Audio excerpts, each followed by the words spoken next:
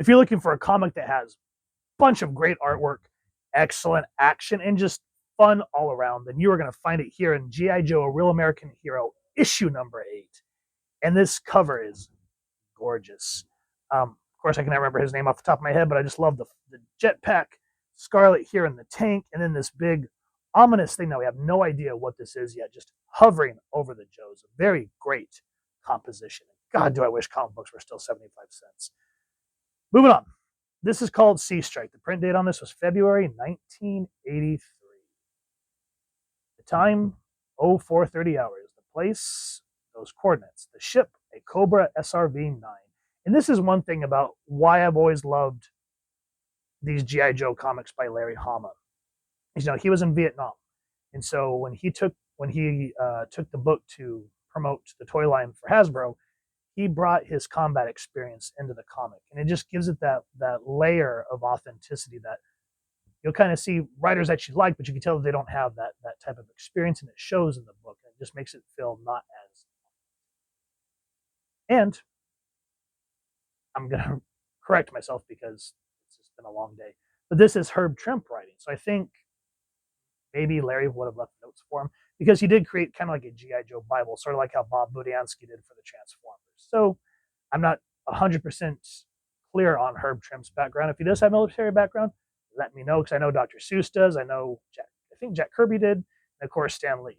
So with that said, Herb Scrimp. We're going to call him Herb Scrimp because I'm just that tired. Herb Trimpe doing the script and art. Rick Parker doing the lettering. Christy Sheely? Sure. Colorist, Denny O'Neil, editor, and Jim Shooter, commander.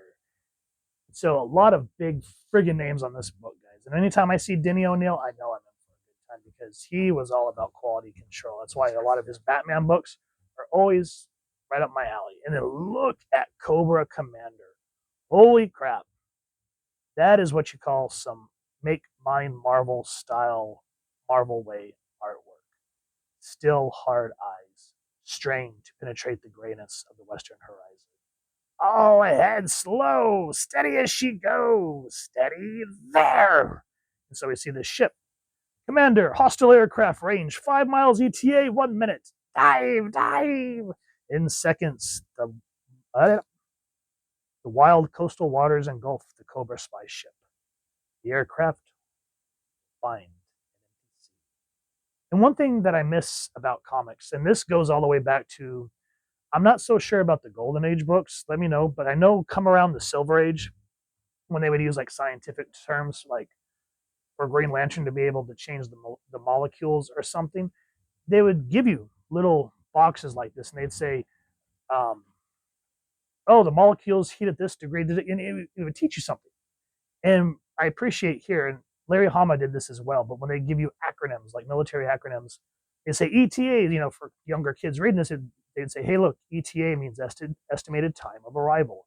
And I miss that a lot of modern comics don't teach you stuff like that anymore, to give you just a little bit of insight. And that's one thing about these books why, in my opinion, they're still precious. Because even though, like I say here in the reviews or on the deep dives or the action figure reviews, there are modern mythos. But at the same time, they would still teach you real world things every once in a while, other than the story kind of giving you a life lesson. And then we kind of get this juxtaposition of this coastal kind of hot region to elsewhere. And I just love the colors. And we go from like yellows and pinks to just straight up blues. Lights. Crying out loud, I feel like a popsicle. I want my mommy. You think I like dragging our butts out here for the umpteenth time? Let's go, Joes. Put it down right here. Let's do it right this time. There's the right way, the wrong way, and the army way. I never thought seriously of going AWOL before today. And again, AWOL, a lot of civvies may not know what AWOL means, so they'd say AWOL means absent without leave. See? Cool little thing. Not bad. Less yapping, and we'd be in the Guinness Book of Records. Gee, Stalker, it's so much fun when you take us out to play in the snow. And he gets pegged. Bingo! Give that man the CY Young Award. Knock it off, Clutch. And then this is one thing about this book that always throws me off. Is you look at this and you think right off the bat, because of the blonde buzz cut, I always think that's Duke, but it's not Duke. This is Hawk. But when you go back to the G.I. Joe cartoon, Hawk had brown hair and Duke had the blonde buzz cut. So these older ones, again, this is only issue 7, so they're still kind of weeding their way through, but it always throws me. Because he goes, "You heard me, wise guy. That snowball's going to cost you $100 out of next month's pay. Shut off those blowers up there. I want you Joes to listen up." Oh, here it comes. Hawk has a real mission for us. 2 weeks of the ice buck, and now I get the feeling that the other shoe's about to drop. We've just had a hot one handed to us. We're going to the Kennedy Space Center to provide security for a new satellite that's going to be put up into orbit by the space shuttle. And so that's what pulls the Joes out of the snow. And then, however, I miss stuff like this. And what's kind of funny, I'll have to get my kid on here with me one of these times, but I'll read his comic books to him, and then sometimes he'll sit down and read mine with me. But in this what kind of makes me a proud papa is one of the first comics that he actually like sat down. Like, I've given him kind of the more younger books now, like Batman, Brave and the Bold, etc., Scooby-Doo mysteries. But the one that he's caught into is Alpha Flight. John Byrne Alpha Flight. And so he'll run around saying, "I'm fighting Tundra," because he only has the first. I bought the original #1, so I gave him my reprint.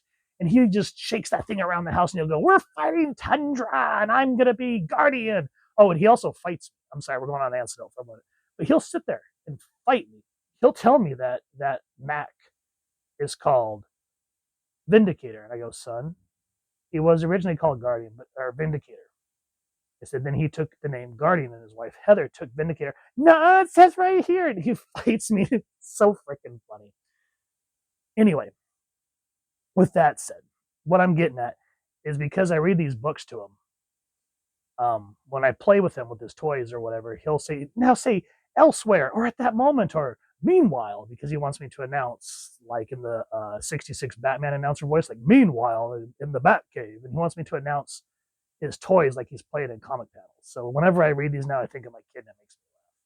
So, however, at that precise moment, "Friendly vessel in quadrant 4. Laser shield is down. Maintain depth of 12,500 meters.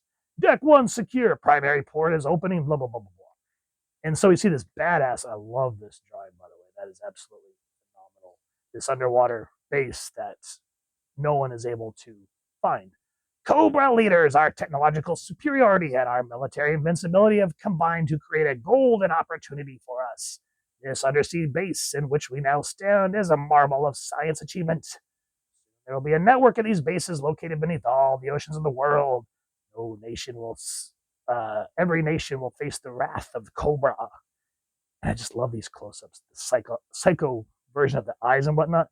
And essentially, they want to take down this shuttle because the shuttle would be able to find satellites.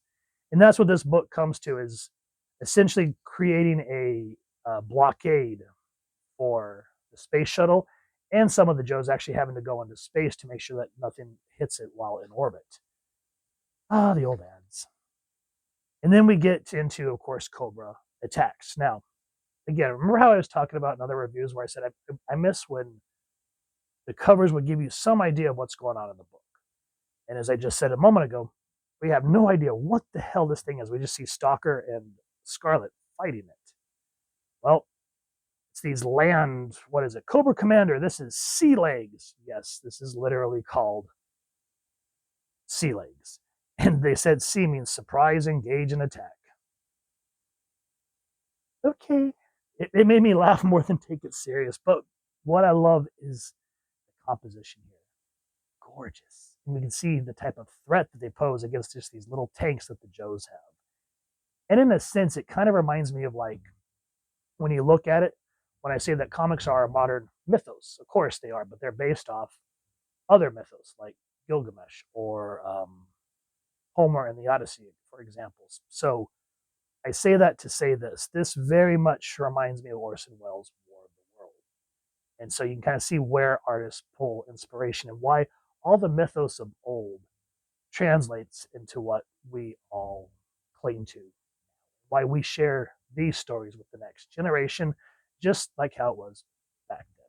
So enough philosophicalness. It just turns into a full-on fracking war. And you actually think that Cobra is going to win. I mean, he's taking stuff out left and right. and a missile actually gets launched into space. Let's try to accelerate enough to match its speed. Now, in a vacuum, the full power of my backpack should be able to alter this monster's trajectory. And so, of course, we know G.I. Joe's going to win. I don't want to give everything away, but what I do love, where is it? Hold on. Okay. So this guy basically uses a jetpack to try to stop this bomb. And he goes, okay, time to knock off this Doc Strangelove routine. I've got a feeling this thing's about to blow. And so for those of you that may not have been alive back in the day, and feel free to make fun of me down in the comments if I get the director wrong, but I think Dr. Strangelove, was it Stanley Kubrick that directed that movie? I can't remember. But anyway, Dr. Strangelove is kind of like a Cold War, very stylistic experimental film. And when they attack Russia, they drop the bomb. And I can't remember the guy's name off the top of my head, but he basically rides the bomb down rodeo style, waving his cowboy hat. And so I appreciate that joke. And now, as they come to the end, even though they get Cobra and the Baroness down to a raft, she's like, we need to escape. Oh, we still got him. We still got him. And you can just see the arrogance of Cobra Commander. He keeps thinking that they're still going to be able to win. And he doesn't even, in the cartoons where he'd be like, curse you, Joes. He's like, this is only a minor setback in the comics to show just how vicious he is. And as we come to a close in this comic, what makes me feel old as shit, as we close, we get a teaser for the first appearance of the New Mutants, a graphic novel by Chris Claremont and Bob McLeod, coming this fall to a comic store near you, just to show how old this comic is. I miss comic books like this so freaking bad. And that's why as a kid, I cottoned to them so much, because I felt like I was part of something. And for kids that were not outlaws, that were outcasts in school, you tended to escape into your head and consume media. And I just, even though obviously I wasn't a Joe, you felt like you knew Hawk, you felt like you knew Duke, you felt like you knew Snake Eyes, you felt like you knew Raphael. It goes on. You get my point. And so that's why a lot of these books still mean a lot to me this day. And because, as I just said again, I know I'm using the term a lot, but modern mythos, that's why I'm sharing them with my son. So even if when he gets old enough and he doesn't want to collect comics, that's just saying if, he still can have an appreciation for it. So, sappiness and anecdotes aside, if you guys have enjoyed what you've seen in the pages of G.I. Joe issue 8, please first and foremost support your local comic shop or wherever they're going to get your action figures and comics, and grab this book. If you've enjoyed this review, really would appreciate taking a moment to like, share, and subscribe. Helps the channel more than you could possibly know. And if you want me to hit that fancy little Yo-Joe bell, next subscribe, that was continue to upload content. You guys get notified. Come to the channel, and I love talking with y'all and hearing your thoughts and feedback down in the comments or the socials, which I'll make sure I leave the links down in the description. So with all that said, hope you all continue to have an absolutely amazing day reading, and happy hunting.